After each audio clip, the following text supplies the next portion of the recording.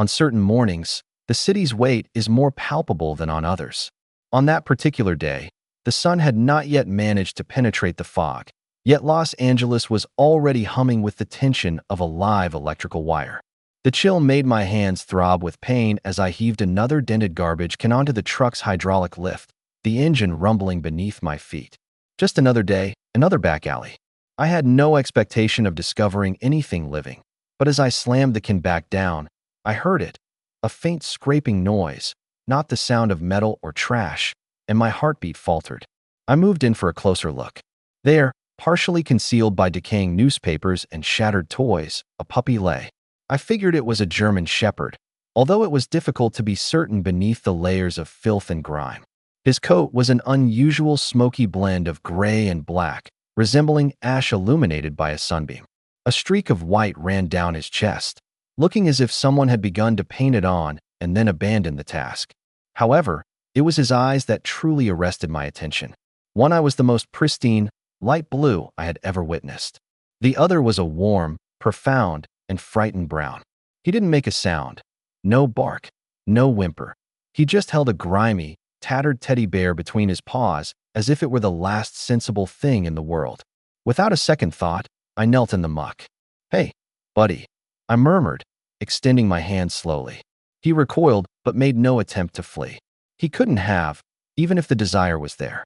His ribs jutted sharply against his emaciated frame. His paws were raw, scraped, and bleeding in places they should not have been. Someone had abandoned him here. Not lost, but left. A discarded toy in a fractured city. I took off my jacket and carefully enveloped him in it. He was freezing, cold as ice, and so light that I hardly registered his weight as I brought him to my chest. He offered no resistance, nor did he trust me. He simply was, as if hope were a distant memory he could barely recall. I got into the truck, holding him close as the engine rumbled to life once more. The stuffed bear fell to the floor, and when I bent to retrieve it, he whimpered, the first sound he had uttered. Not for his own sake, but for the bear's. I picked it up and placed it under his chin, and I felt a fissure open within me. "You're not garbage," I declared, my voice hoarse. "Not you." The words were painful to say, perhaps because, long ago, I had needed to hear those same words myself. We drove on in silence. I hadn't yet decided on a destination. My home was not much, just a dilapidated trailer on the outskirts of the city. But it was warm, dry, and safe. Perhaps that would suffice. Perhaps it had to. I looked down at the puppy in my arms, now in such a deep sleep that his breathing was almost imperceptible. The bear was tucked securely against him. "Teddy," I said quietly. "Yeah, Teddy." He didn't move, but I had a sense he had heard me. And for the first time in a very long while, the weight of the morning seemed to have lessened. I carried him directly into my trailer, my boots leaving muddy tracks on the linoleum floor I typically kept clean. Not that it mattered to me at that moment.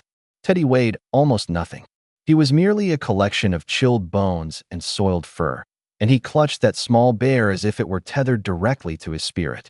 I set him down gently on the worn, threadbare sofa, which groaned under his minuscule weight.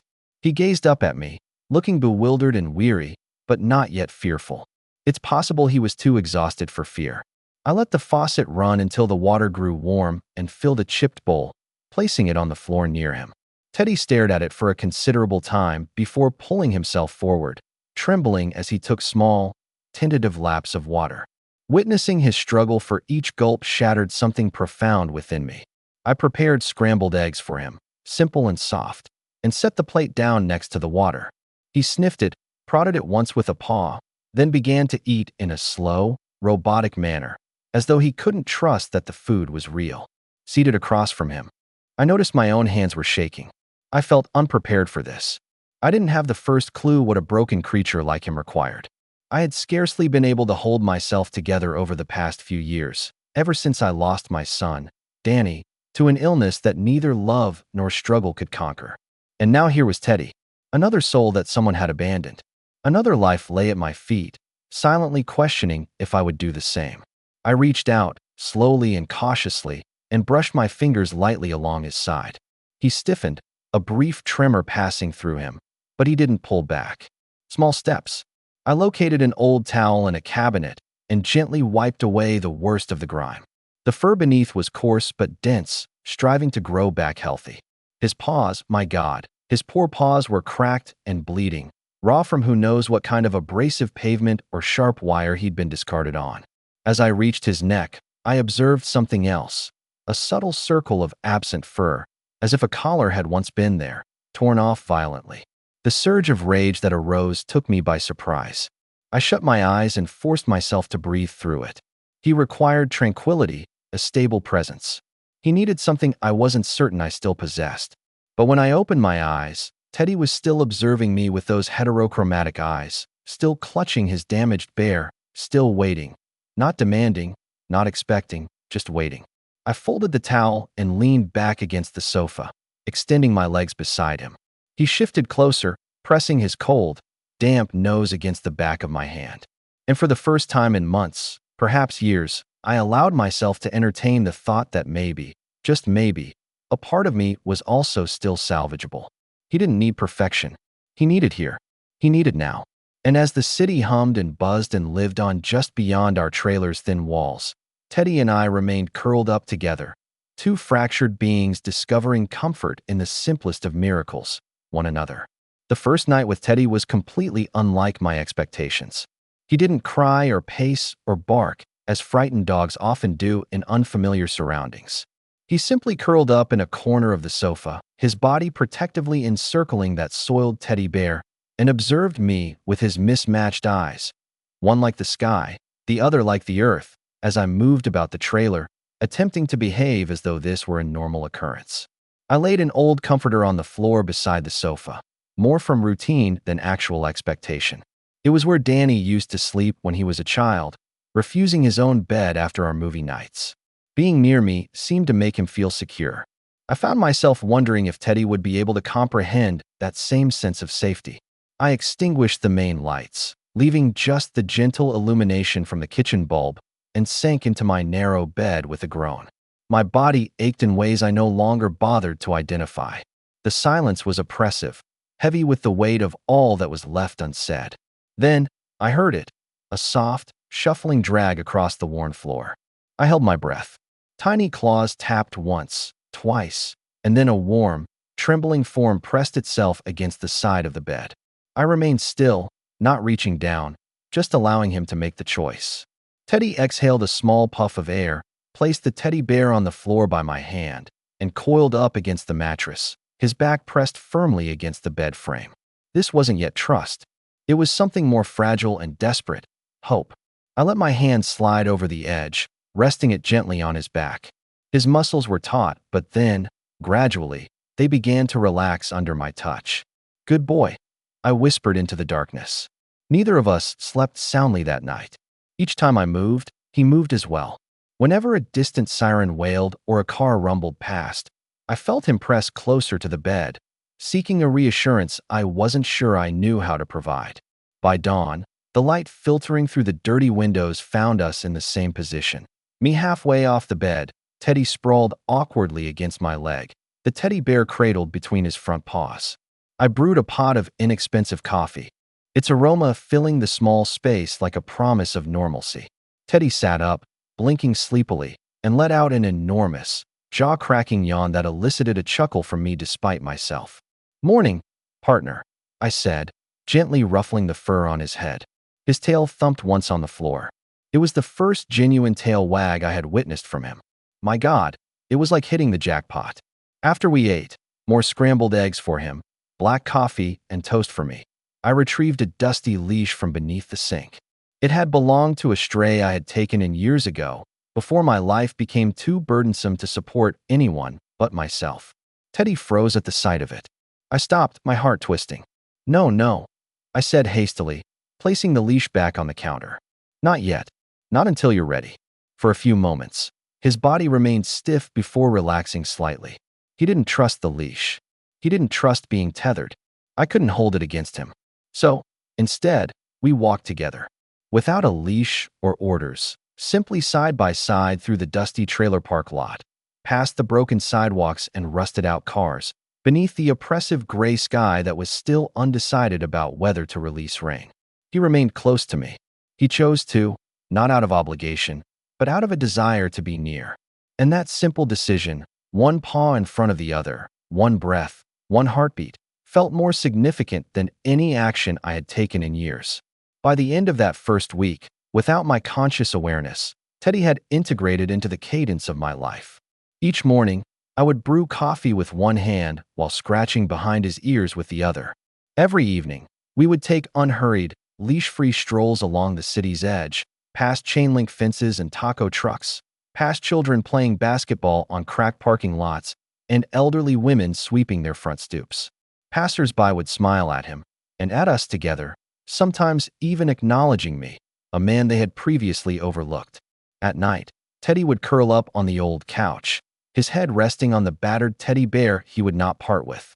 He still flinched at sudden noises and recoiled if I moved too quickly. But with each passing day, fear's hold on him loosened a little more. Every day, he drew a bit closer to believing he was safe. And I did too.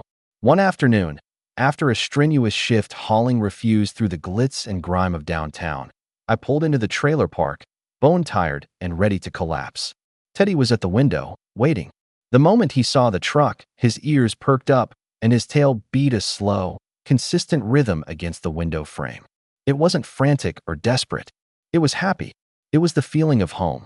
I parked, got out, and before I could even lock the truck door, Teddy was there, nudging my leg with his nose, wiggling with a happiness so undiluted it brought a lump to my throat. "Missed me, huh?" I said, tousling his fur. His wagging intensified, nearly toppling him over. Inside, after I had removed my work boots and jacket, Teddy padded over to his place by the couch and nudged his teddy bear toward the center of the room. He looked up at me with an air of waiting and expectation. I let out a soft laugh. "You want to play?" He took the bear in his teeth, tossed it a short distance, and then pounced on it with a clumsy energy that was all legs and ears. It was a simple game, played between a fractured man and a damaged puppy in a rundown trailer. Yet it felt like we were constructing something new, brick by brick, breath by breath. A few days later, I brought Teddy to the veterinarian. I wasn't sure what to anticipate. Perhaps a scolding about his malnourishment or a roster of issues far too extensive for someone with my means to resolve. Instead, the vet, a middle-aged woman with kind eyes and deft hands, knelt before Teddy and allowed him to approach her. A smart tactic. Teddy sniffed her, hesitant but intrigued. She smiled. "He's a good boy," she remarked. "Been through hell, though." Her fingers gently explored his ribs, his paws, and the faint scar around his neck, where a collar that was too tight had once chafed. His previous owner was undeserving of him, she murmured under her breath. I felt the old rage surge within me again, sharp and acrid. But Teddy simply stood there, serene and still, trusting her with a vulnerability that broke my heart anew. The vet declared him underweight but resilient. His paw pads and his heart, she said, would heal with time. As she completed the paperwork, she inquired, "What is his name?" I looked at Teddy, stretched out on the examination table as if he were its proprietor, the teddy bear still under one paw, even in this place, at this moment. "Teddy," I replied. She smiled. "Perfect." On the drive home, Teddy sat in the passenger seat with his nose pressed against the window, watching the city pass by in a blur. For the first time in ages, I was not solitary at the wheel. I glanced over at him, my chest constricting with an emotion too vast to articulate. "You and I, kid," I said, "we'll be all right." And somehow, in the depths of my being, I believed it. The days began to blend together in the most pleasant way. A routine of work, home, walks with Teddy, and late nights by the cracked window, the two of us sharing the silence like a comfortable, worn blanket. At times, I would read aloud from old paperback novels, my voice coarse from lack of use, and Teddy would listen with his head tilted, as if every imperfect word was significant. It was not the life I had once envisioned for myself as a young man, but it was ours. One Saturday morning, as the city was still stretching and waking, I decided to take Teddy to a special place. It was a small expanse of green nestled amidst the pavement, Lincoln Park. Not the prominent section with the zoo and the tourists, but a quiet pocket where the grass struggled to thrive, where old men engaged in chess matches and children kicked worn soccer balls between the trees. Teddy trotted alongside me, no leash required. His tail swung lazily, his ears twitching at the sound of every bird and squirrel. The teddy bear, still his most treasured item, was left behind this time, placed securely on his bed like a sentinel guarding our home. Upon reaching the park, I could sense his hesitation. The way he lingered at the edge of the lawn, looking back at me as if seeking permission. "Go on," I urged, gently nudging him forward. For a second, he remained motionless. Then, with a tentative hop, he launched himself onto the grass, his paws sending clumps of dirt flying, his body relaxed and joyful in a manner that made my throat tighten. He traced broad, awkward circles around me, pausing occasionally to bark, brief, sharp yelps of astonishment, as if he couldn't quite grasp that he was permitted to be happy. People observed us, smiling. A few children pointed. A small girl pulled on her mother's sleeve, murmuring, "Look, Mommy, that dog is smiling." She wasn't mistaken. Teddy grinned as he raced back to me, his tongue lolling, his sides heaving with the sort of fatigue that comes only from playing more intensely than you thought possible. I knelt down with my arms outstretched. He crashed into me, sending me toppling backward onto the cool grass, and I laughed with a freedom I hadn't felt in years. For a while, we simply lay there. The city pulsed around us, horns blaring, radios playing, helicopters chopping low in the sky, but none of it reached us. It was just me, Teddy, the vast open sky, and the burgeoning possibility that perhaps not everything was broken beyond mending. Later, as the sun began its slow descent behind the skyline, we started our journey back to the trailer. Teddy trotted with pride, his chest puffed out and ears held high, as if he had conquered the entire world in a single afternoon. When we arrived home, I saw it. A leaflet was wedged beneath my truck's windshield wiper. "Lost dog," it read. The photo was grainy and small, showing a black and gray puppy. There was no teddy bear in the picture, and no mention of one blue eye and one brown one. Just a generic description: male German Shepherd, 6 months old. Answers to Buddy. A phone number was hastily scrawled at the bottom. Teddy sat at my feet, looking up at me with his tongue hanging out, awaiting whatever was to come. Without a second thought, I crumpled the flyer in my hand. Because whatever name someone else had given him, whatever life they had condemned him to, it was no longer relevant. He wasn't Buddy. His name was Teddy. He belonged with me, and I had no intention of letting him go. I threw the crumpled flyer into the garbage without a second look. Inside the trailer, Teddy collapsed onto the couch with a deep sigh, pulling his old teddy bear close. He curled his body around it protectively, his mismatched eyes blinking up at me as if he sensed a shift in the atmosphere, as if he could feel the tension emanating from me. I sank heavily into my chair, rubbing my face with both hands. For a long while, we just occupied that quiet, heavy space together. A rational part of me understood I should phone the number to do what was proper and return someone's lost property. But every one of my instincts, every scar that life had etched into me, cried out that whoever had left Teddy to languish in that trash can hadn't lost him. They had thrown him away. And those who discard you are not entitled to a second chance. Teddy deserved more than that. He deserved the world. The following morning, before the sun had fully risen over the distant hills, there was a knock on my door. It was not a friendly knock. It was hard and demanding. Teddy sprang up, his ears flattened against his skull. His form shook so violently that the couch vibrated beneath him. I went to the window and carefully pulled back a corner of the curtain, just enough to see a man standing there. He was in his mid-30s, heavy-set, and wore a baseball cap pulled low over his eyes. In his hand, crumpled and moist, was a copy of the same flyer. I didn't move. I held my breath. The man knocked again, with more force this time. "Hey," he yelled. "I know you have my dog." My hands clenched into fists at my sides. Teddy let out a low whimper, flattening himself against the wall as if to merge with it. Everything about the man's tone, his posture, the way he slammed his fist on the door, none of it conveyed affection. None of it felt like someone who was missing a member of their family. It felt like a person angry about losing a possession. I stepped away from the window, my heart pounding. The man swore under his breath, banged on the door one last time, and then finally stalked away, muttering threats I couldn't quite make out. Teddy remained frozen until the sound of a battered pickup truck's engine started and then faded into the distance. Only then did he slump to the floor, trembling. I sat down next to him, not touching him, but close enough for him to find me if he needed to. "It's okay," I murmured. "You're not going anywhere." Very slowly, Teddy crept into my lap. He was already too large for it. but he didn't seem to notice. He burrowed his head beneath my chin, leaning his entire weight into me as though attempting to meld us into one.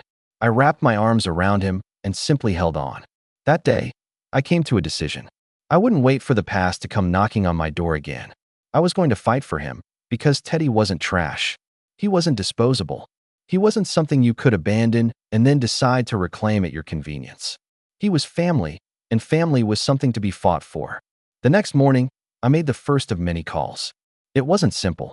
Red tape is never simple, particularly for a man in a trailer park attempting to safeguard a dog that no one else had shown interest in until that moment. The local shelter staff listened with patience as I recounted the entire story, where I had found Teddy, his physical state, the flyer, and the man at my door. "He doesn't have a microchip?" the woman on the phone asked. "No," I replied, having already confirmed this with the vet.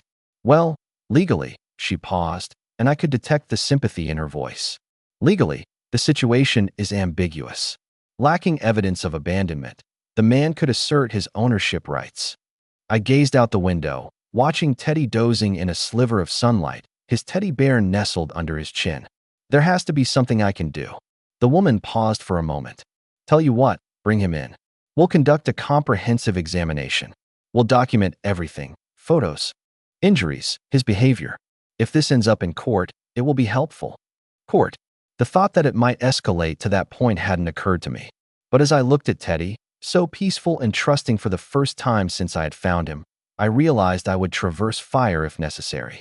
I helped Teddy into the truck, his nose pressed with excitement against the window, as if this were just another thrilling outing. He was oblivious to the war I was preparing to wage on his behalf.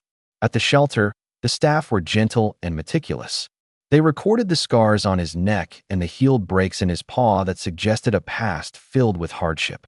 They were amazed by his sweet disposition, his calmness, and the way he leaned into every hand that touched him, as though he were absorbing a love he had long been denied. "He's special," one of the technicians remarked, scratching behind his ears. "You can see it, you can feel it." I managed a smile, the kind that feels painful behind the eyes. "Yeah," I said. "His heart is too large for the life he was dealt." By the time we departed, my arms were laden with paperwork, statements, vet records, witness forms, a shield of paper for a dog who deserved more than just paper. That night, I shared his story. I took a photograph of him curled up on the couch, his teddy bear held under his paw, those mismatched eyes looking directly at the camera as if he could see through the screen and into one's heart. I told the unvarnished truth, how I had found him, how he hadn't barked or cried for days, how he had just waited. I described how someone had come banging on my door, treating Teddy like a stolen wallet rather than a living being. I didn't ask for money or plead for assistance. I simply requested that people look at him, to truly see him for who he was. By the next morning, the post had gone viral. It had thousands of shares and hundreds of comments from people offering their support, lawyers offering their services, and strangers promising that if I lost him, they would help me fight to get him back. One comment stood out, pushed to the top by a flood of hearts and thumbs-up emojis. "He belongs not only to you now. He belongs to all of us. We stand with you." I looked at Teddy, now sprawled across my bed, snoring softly with his teddy bear cradled like a promise. And I realized something I hadn't allowed myself to believe until that very moment. We were no longer by ourselves. The following days felt like a conflict unfolding in the periphery of our existence. Emails, phone calls, and messages poured in from individuals I didn't know, but who, for some reason, cared enough to support a man and his broken puppy. Teddy remained unaware of the commotion outside. All he knew was that whenever he looked up, I was present and I wasn't leaving. One afternoon, a woman from a local animal advocacy organization appeared at my trailer. She introduced herself as Denise, a woman with sharp eyes and a formidable presence, holding a clipboard and exuding an energy that filled the small space before she even said a word. "I read your post," she stated, kneeling to greet Teddy appropriately. He trotted over to her without any reluctance, his tail swishing in a low, easy motion. "Good instincts," she commented, scratching under his chin. "Dogs can always sense it." She then looked up at me. "We are going to help you keep him." I nodded, swallowing past the lump that had formed in my throat. Together, we constructed a case. We gathered witness statements, medical records, and expert evaluations. Each scar, every picture of Teddy curled around that tattered bear, served as another brick in the barrier separating him from those who had discarded him. But the struggle was not merely about paperwork. It was about proving what is intangible, that he was not just an animal, but a member of the family. One evening, after a lengthy meeting with Denise and two volunteer lawyers who had offered to handle the case pro bono, I sat on the couch with Teddy stretched out on my lap. His warm weight was a grounding presence I hadn't realized I so desperately needed. The television murmured in the background, a news report about lost dogs being reunited with their families, happy endings neatly condensed into 3-minute segments. But our tale was not tidy. It was chaotic, marked by scars, and genuine. And deep within me, I knew that was precisely why it was important. Teddy shifted in his sleep, a paw twitching as if he were chasing something in his dreams. Perhaps it was squirrels, or old fears, or a future that closely resembled hope. I placed my hand gently on his ribs, feeling the steady rhythm of his heartbeat. "We're going to win, kid," I whispered. Not just the legal proceedings, not just the right to keep him, but the larger battle. The struggle to demonstrate that fractured things can possess beauty, that second chances are not reserved for the fortunate, but for those courageous enough to seize them. A few nights later, the story was picked up by the local news. They arrived with cameras and inquiries, their lights too harsh for a space that was hardly bigger than a single room. I almost refused, nearly shutting the door to retreat into the small, safe world Teddy and I had created. But when I looked down at him, at the proud way he sat by my side, the teddy bear still held in his mouth like a medal of survival, I knew we had to share our story. Not just for our own sakes, but for every broken being still waiting to be seen. The reporter knelt, microphone in hand. "What makes him so special?" she asked, her voice overly bright and eager. I looked into the camera, and then at the living, breathing proof pressed against my leg. "He's not special because someone abandoned him," I said, my voice unwavering. "His specialty lies in his choice to continue loving regardless." And in that instant, as the lights blinked and the city outside our trailer continued its spin, oblivious, Teddy lifted his head and appeared to smile. The morning after the news segment aired, everything was different. When I opened the trailer door to the cool Los Angeles air, I discovered a stack of packages piled on my doorstep, bags of dog food, new toys, chew bones, and even a brand new bed, still in its plastic wrapping, larger and softer than anything Teddy had ever experienced. There was no accompanying note or signature, just a simple yellow sticky note on the topmost box that read, "For Teddy, because the world is what he deserves." I brought everything inside, my throat constricting more with each trip. Teddy observed me as I brought in the haul, his tail beating a slow, inquisitive tempo on the floor. When I tore open one of the boxes and retrieved a bright green squeaky ball, he froze, his eyes wide with a mixture of tension and uncertainty. I tossed it gently onto the floor. It bounced once, twice, and then Teddy was in pursuit, a whirlwind of clumsy paws and flapping ears, sliding across the linoleum like a child experiencing ice for the first time. He snatched the ball victoriously and trotted back, setting it down at my feet with a proud snort that made me laugh aloud. "Atta boy," I said, ruffling his ears. More packages arrived, leashes, collars, and more toys than I knew what to do with. Some of them I passed on to the local shelter, others I stored away for another day. But the most meaningful gift did not come in a box. It came in the form of letters, handwritten notes from strangers. "I lost my dog 2 years ago. Teddy reminds me that love finds a way. Thank you for not giving up on him. He rescued you too, didn't he? It's strange how that happens." They began to line the walls of the trailer, covering the cracks and stains with something more resilient than plaster: hope, community, and family. One afternoon, as I was sitting at the small table sorting through another pile of letters, there was a knock at the door. This time it was not angry, but soft and hesitant. I opened it to find an elderly woman standing there, clutching a thick envelope, her smile brave but unsteady. "I saw you on the news," she began. Her voice wavered. "I lost my boy last year. Cancer," she managed, swallowing hard. "I was unable to save him," she whispered. "But perhaps, just perhaps, I can assist you in saving others." She pressed the envelope into my hands and turned to leave before I could utter a word. Inside was a check, enough to cover the legal expenses, enough to continue the fight, enough to ensure Teddy's safety. That night, as Teddy lay curled beside me on the couch, his teddy bear held snugly against his chest, I had a realization that was both immense and frightening and beautiful. We had done more than save one another. We had initiated something larger. A movement, a reminder that in a world that too often discards the broken, sometimes the most courageous act is to choose to stay, to choose to fight, to choose to love in spite of everything. And Teddy, my fierce, stubborn miracle with one blue eye and one brown, had led the way without ever speaking a single word. The court date arrived more quickly than I had anticipated. One moment, we were immersed in our new, quiet rhythm. Morning walks, shared breakfasts, peaceful evenings curled up with old books and new toys. The next, I was standing outside the courthouse, my nerves humming beneath my skin like electrified wires. Teddy was at my side, wearing a new collar that shone a deep red against his smoky gray fur. Denise was there, as were about a dozen volunteers from the shelter and people I didn't even recognize, faces I knew only from online profiles and comment threads. They held signs with messages like, "He's home already," and "Justice for Teddy." Teddy was oblivious to the commotion. He simply sat calmly by my feet, leaning against my leg as he had done 1,000 times before, his mismatched eyes surveying the crowd with a cautious curiosity. Inside the courtroom, everything felt simultaneously too vast and too confined. The man asserting ownership of Buddy arrived in an inexpensive suit, his face set in a scowl that failed to conceal his anger. He hardly glanced at Teddy, didn't call his name, didn't kneel, didn't smile. Teddy, in turn, made no move toward him, showing no reaction at all.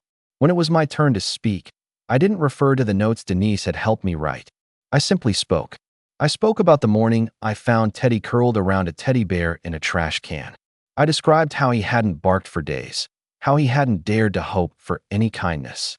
I recounted the first wag of his tail, his first tentative bark, and the way he had filled the empty spaces in my life without even trying. I had no need to persuade anyone of my claim.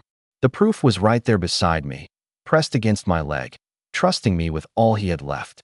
The judge listened intently, her gaze shifting between me, Teddy, and the man who could barely meet her eyes.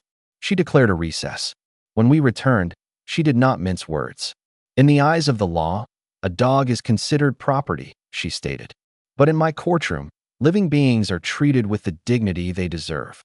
She fixed her gaze on the other man. "You deserted him," she said plainly, "and you do not get to reclaim him now simply because you see something you want." She then turned back to me. "Carlos Ramirez," she said, her tone softening, "you are formally awarded complete legal custody of Teddy." The gavel struck the bench with a sharp crack. And with that, it was over.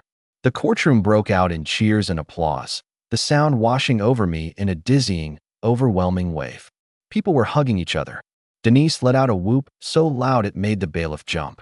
Teddy wagged his tail, not wildly or frantically, but with a steady, proud rhythm against the floor, as if he understood that the burden he had been carrying was finally lifted. I knelt and held his face between my hands. "We won, kid," I murmured. "You are home." He licked my nose once, a soft and certain gesture. And for the first time since the day I found him, I allowed the tears to fall. After that day, life did not return to how it was. It improved. The trailer, once so silent that it amplified every creak and sigh, now pulsed with a constant, living warmth. Teddy filled every corner, every void, not just with his physical presence, but with his spirit. He infused life into spaces where sorrow had once collected like dust. Our walks grew longer, our social circle wider. Children from the neighborhood would run up to us when they saw us, calling his name, throwing balls, and slipping him treats they had concealed in their jacket pockets. Teddy accepted it all with a gentle patience that could only come from knowing what it was like to be invisible, and from choosing never to let anyone else experience that feeling. I began to carry treats in my own jacket, distributing them to the neighborhood dogs who had never had a teddy bear to chase or cuddle with. Teddy would sit proudly at my side, his tail thumping, as if he knew we were passing on something greater than ourselves. The letters also continued to arrive. More stories, more broken hearts finding their way to healing through the shared connection to a single dog who had refused to surrender. With Denise's assistance, I established a small section at the shelter, which they named Teddy's Corner, a donation point for food, blankets, and toys for the dogs still waiting for someone to see them the way I had seen Teddy on that first gray morning. Occasionally, I would sit there with Teddy beside me, and people would approach just to touch him, to feel the hope that seemed to radiate from him like warmth. He still didn't bark often. He didn't need to. Teddy communicated in more subtle ways. A glance, a lean, a soft paw placed on a knee. He didn't mend people with sound. He mended them with his presence, with his being. One evening, as the city buzzed beneath a velvet sky and the stars did their best to pierce through the haze, I sat on the trailer steps with a beer in one hand and Teddy's head in my lap. The battered teddy bear remained on the couch inside, but Teddy no longer clung to it with the same desperation. He didn't have to. He had something more enduring now. He possessed us. I scratched behind his ears, feeling the steady rise and fall of his chest. "You altered everything, kid," I said quietly. Teddy raised his head, and in his mismatched eyes, one blue, one brown, the starlight was reflected. I would have sworn he was smiling, not just at me, but at the life we had constructed, at the family we had become, at the second chance we hadn't dared to hope for, but had discovered together anyway. Not all stories begin with a spectacle. Some are born in the shadows, in forgotten alleys and quiet corners where hope is but a faltering flame. Teddy's tale did not commence on the day I discovered him. It started the instant he chose to persevere, not on himself, not on people, not on love. He wasn't meant to survive. He wasn't meant to trust again. He wasn't meant to find his way into the heart of a broken man who believed his best days were far behind him. But he did. He found me. And he reminded me that sometimes the most profound miracles are not the ones that burst into your life with grand displays. They are the ones that quietly settle at your feet, wounded and weary, asking only for an opportunity. Teddy was not simply the recipient of a second chance. He was the giver of one. To me. To every stranger who witnessed his story and found their own belief renewed.